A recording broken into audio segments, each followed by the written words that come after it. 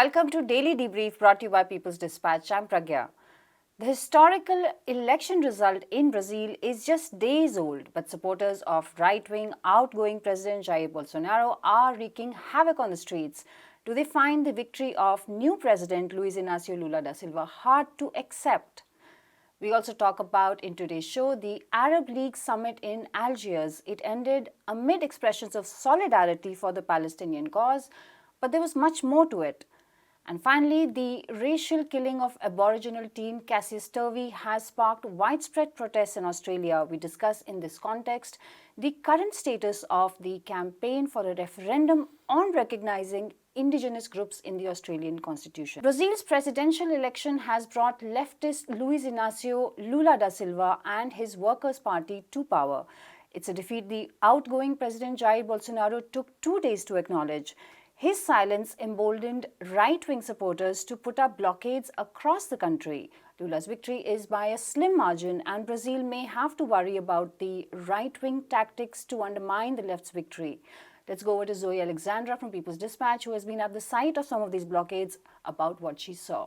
So Zoe, we've seen the videos, we've seen the news reports about the supporters of Jair Bolsonaro sort of running amok on the streets, blocking. What have you been seeing? What have you observed? Well, thanks so much for having me. I actually, 2 days back, I went to one of the concentrations, one of the points of mobilization of Bolsonaro supporters, just outside of the international airport of Guarulhos in Sao Paulo, where supporters had been blocking the highway. About 12 hours before I went, they had been forced to one side of the highway. But yeah, what I saw was a little concerning. A lot of people making a lot of absurd accusations, saying that Lula is a thief, that he's corrupt, that he stole the elections, that they won't respect these results. And these kinds of mobilizations are being seen in several points across the country. But I think what's most concerning is the attitude of the public force in Brazil. And while after about maybe 36 hours, they did intervene and take people off the highway, stop these road blockades, I think it's noteworthy given the fact that if any sort of left or progressive group were to even try to block the highway, they would be responded to with extreme repression, extreme force. But in Brazil, we've seen a certain complicity with these far-right protesters by certain sectors of the police. There's a lot of different police agencies. For example, the Federal Highway Police essentially were doing nothing. So the military police of each state had to intervene. And this has caused a lot of commotion and a lot of distress in society. Not only are products not arriving, food stuff and other essential commodities, but also it's causing a lot of fear amongst the people. They're seeing that the security forces are collaborating and not doing much. There's concern about the elections and how this kind of goes forward, concern about the actions that these very violent and very angry Bolsonaro supporters could take in the coming days. So I think that's been a crucial point. There has been interventions from civil society. The Gaviões da Fiel, which is a organized football fan club, they actually went to several points in the state of Sao Paulo where Bolsonaro supporters were taking the streets, and they responded, and they essentially forced a lot of these Bolsonaro supporters to leave. They said this is not democratic, and protested and trying to fight against these protesters. So that's what we've been seeing. Right, Zoe. So a lot of people are tracking back to the speech that Bolsonaro gave 44 hours after the result was out of this election. What did he say in the speech? What is the relevance of those comments? Well, his speech, I don't even know if we can call it a speech. It was about 3 lines, where he essentially said, I will respect the Constitution. I've always respected the Constitution. And it's important to note that this is actually not true. He's consistently undermined the Constitution. And he said essentially that he never mentioned Lula. He never said, I accept defeat. But he said that I will respect the Constitution, and that he understands that protests that are happening are in response to discontent about the election results, but that the right wing should not adopt the methods of the left, which have always harmed, as he said, the population. And essentially after that, he walked out, and his advisor, his chief of staff, announced that they would be working with the transition team of Lula's campaign. This was actually the crucial announcement because Jair Bolsonaro never mentioned transition, defeat, acceptance. He only said that he would respect the constitution, but his aide said that they would be working with the transition team of Lula da Silva's team, which essentially signals that they're going to accept the electoral results. They won't try to obstruct the transition to the new government. And I think that's key. Last night, Bolsonaro published a video asking for his supporters to stop the blockades of the highways. So I think, but he did support the mobilizations. He says, stop blocking the highways, but I support you. So he's keeping certain silence, but intervening in ways that are definitely confusing. So, Zoe, how have people in general, how have social mobilizations responded to the events of the last few days? Well, as I said, I think people are definitely worried about what's happening, and they're worried about what it indicates about how the opposition will act during the Lula presidency. But I think above all, people are excited again. They're still celebrating the victory of Lula da Silva in what they're considering a defeat of fascism at the polls. People are still very excited about this victory and know that there's a lot of work ahead, but there's already significant optimism about the concrete changes that Lula can make into the government. As we've covered on this show, as we've covered at People's Dispatch, the social economic indicators in Brazil are at an all-time low. Education, healthcare, homelessness, poverty, these are all things that have been the key campaign promises of the Lula ticket and of the Coalition for Hope. And so people are very, very hopeful that these things will actually be addressed and that there will be some immediate changes and resolution to this situation that they're facing. There's a lot of misery in Brazilian society, record high levels of hunger, and people need an immediate solution. And so that's really what they're focusing on. Yes, these mobilizations are disruptive.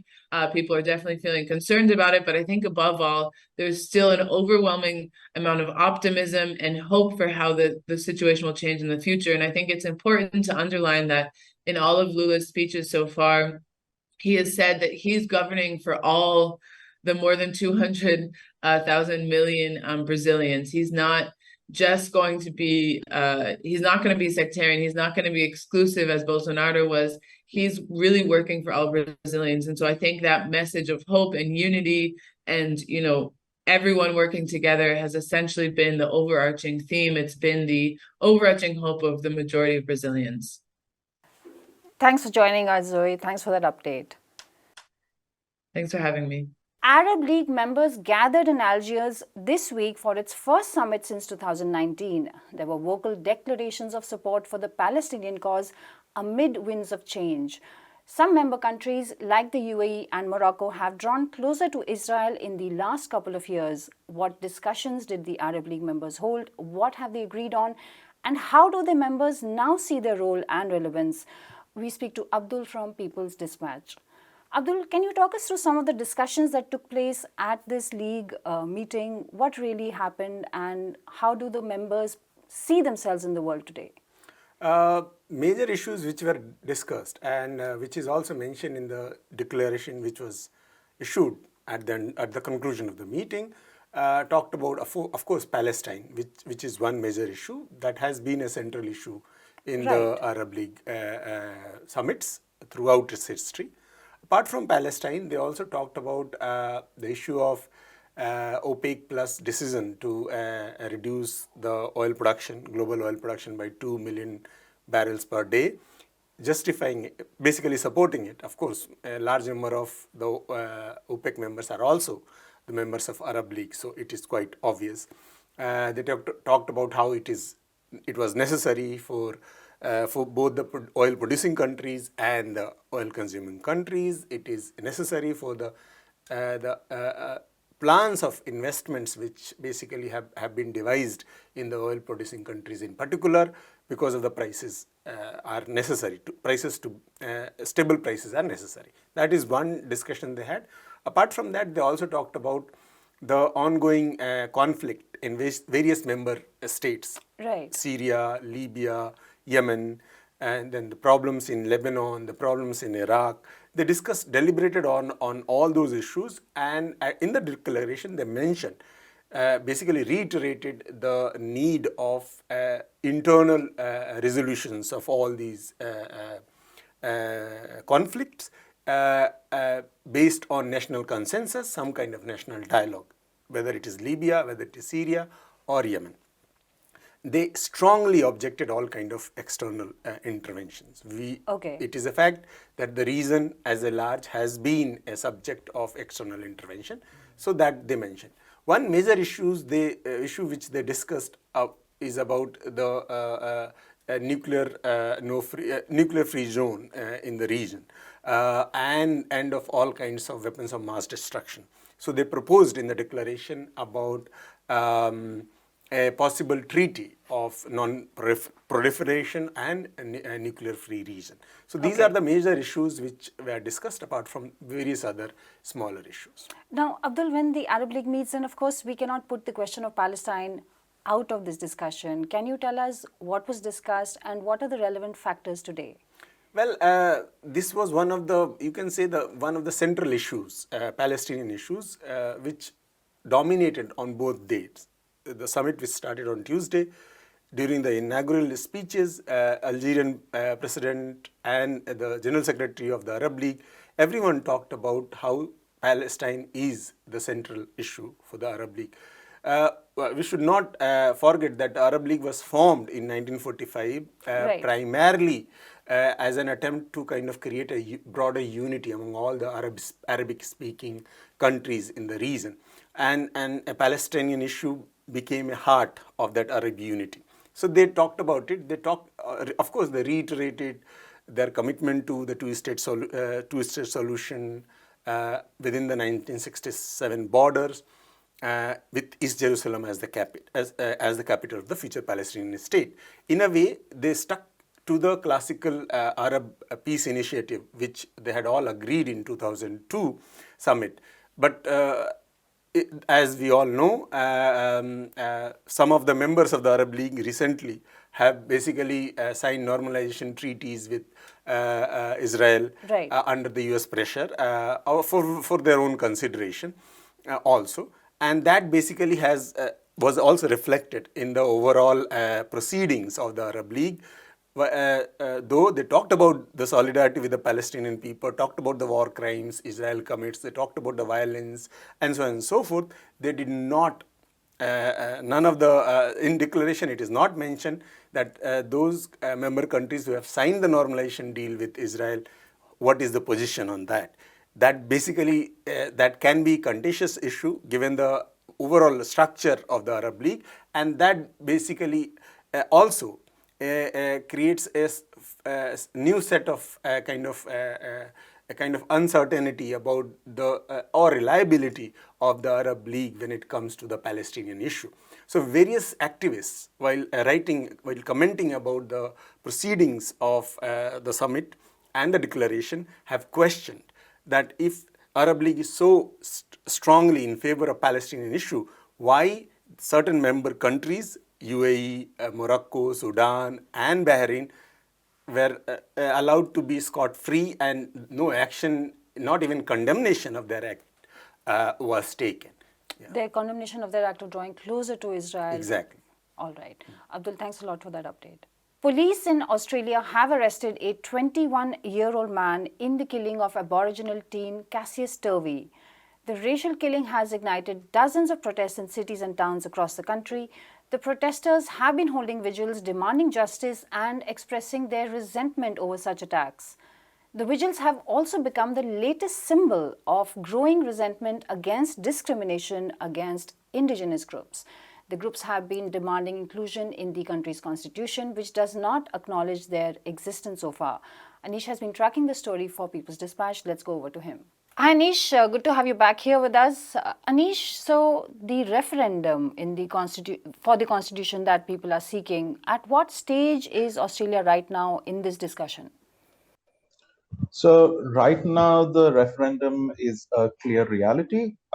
The Labour government right now has already earmarked about $75 million in preparations leading up to the referendum.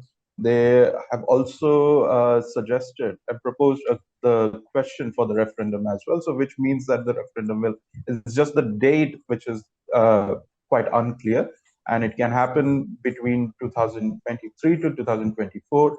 So, it is just the date of the referendum that needs to be cleared up, because then you will also need to campaign and stuff like that needs to happen.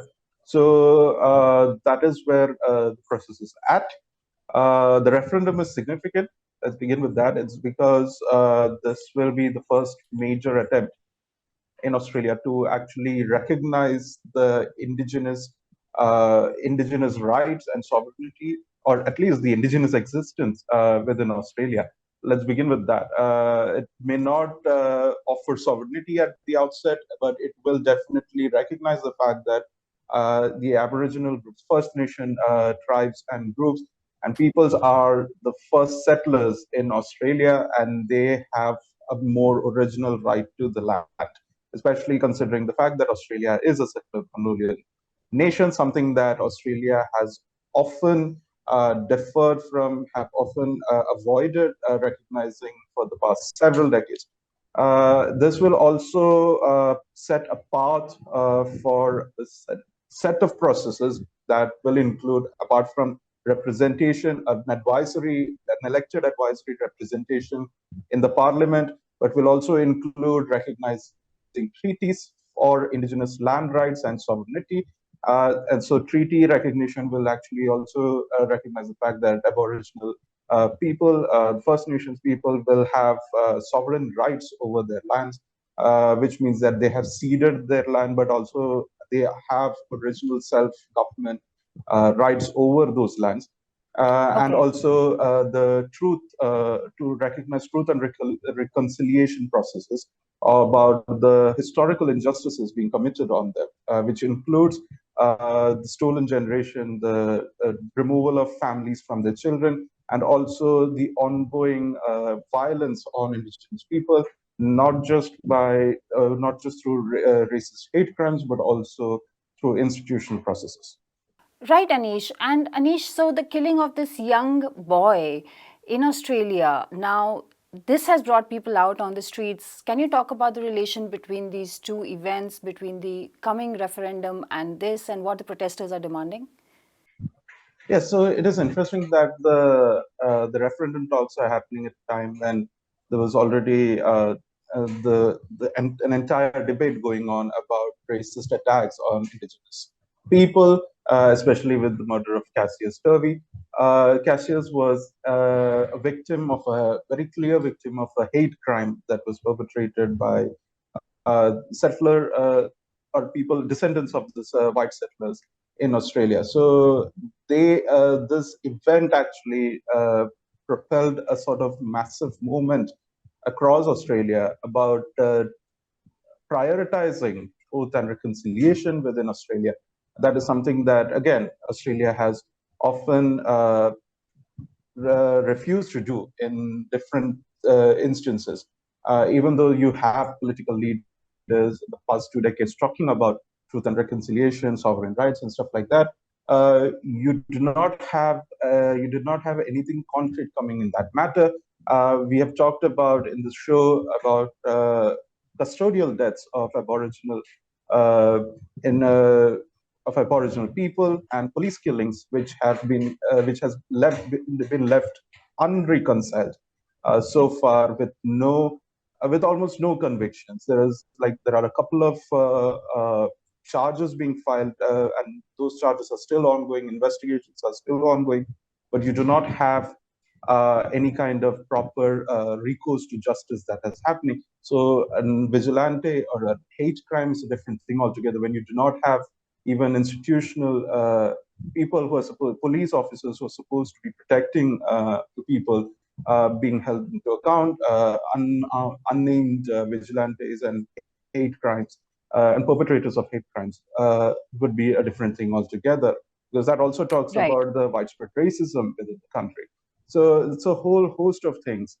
So there are already, if we talk about the referendum, we also need to talk about the fact that there is a segment of the indigenous community that are talking about reconciliation and treaty rights first and representation later, rather because it kind of wants to prioritize, not because representation does not matter within the parliament, but the fact that they want to prioritize the fact that killings are still happening, systemic violence, which apart from killings and physical violence also includes discrimination and all sorts of things that prevent Indigenous Australians and Aboriginal peoples from accessing a whole host of things that actually come there, that are taken for granted by the general population. So these factors and the fact that violence against them still continues to be unaddressed on an institutional level or even on the political level means that there needs to be that recourse, that set of justice system that needs to be put in place first. And I say this with a certain that this is a part of the community and not the entire community, because the community does not obviously think in block, obviously. So this sort of debate is quite important, that since Australia is right now at this moment where it's trying to recognize its colonial and settler history. So this debate definitely will come to fore in the coming days, when in the coming months, when we see the referendum or Australia preparing for the referendum and the campaign for it happening. Right, Anish. Thanks a lot for joining us with that update. And that's all we have for today. Thank you for watching Daily Debrief. Do come back to us tomorrow. You can find more such stories on our website, peoplesdispatch.org, and look out for our regular updates on Facebook, Twitter, and Instagram.